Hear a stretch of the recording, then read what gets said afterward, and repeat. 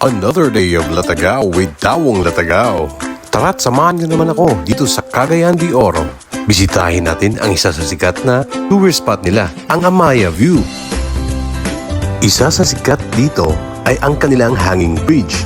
Na hindi lang hanging bridge kundi may glass steps pa.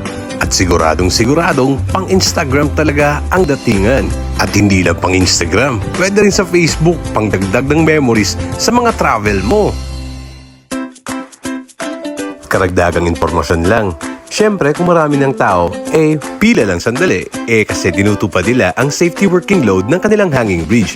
O diba, at least iwas disgrasya din sa mga turista na bumibisita dito. Tama nga pala guys reminders lang, bawal pala ang outside food dito kasi ang Amaya is meron silang resto at coffee bar. Kaya't kung ramdam mong kumukulo ng tiyan mo, diretso na sa resto nila, they could provide you food in there. Of course, kasali na rin ang drinks.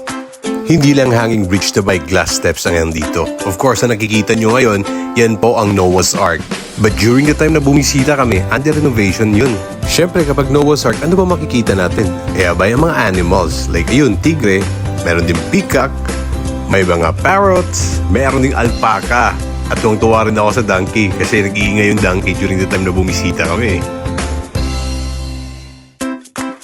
Pero buti na lang ang mga alpaca dito ay sanay na sa mga tao. Kasi kung hindi to sanay, siguradong maliligo ka sa dura nito. Tama pala mga kalatagaw, kapag may alaga kang hayop, pwede naman silang dalhin dito basta nakasuot lang ng diaper at saka may designated places sila kung saan sila pwedeng dalhin.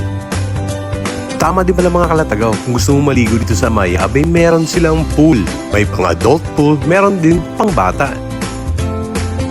Matutuwa ka talaga dito sa Amaya, lalong-lalo na kapag hilig ka sa picture.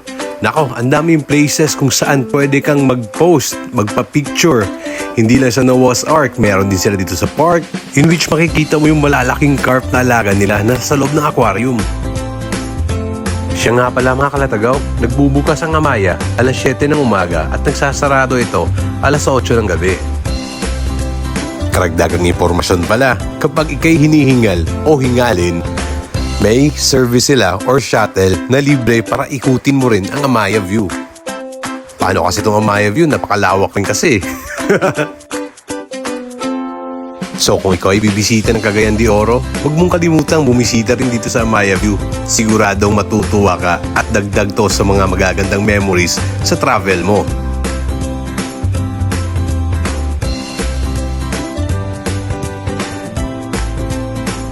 So ayun mga kalatagaw, yan ang Amaya View sa Cagayan de Oro.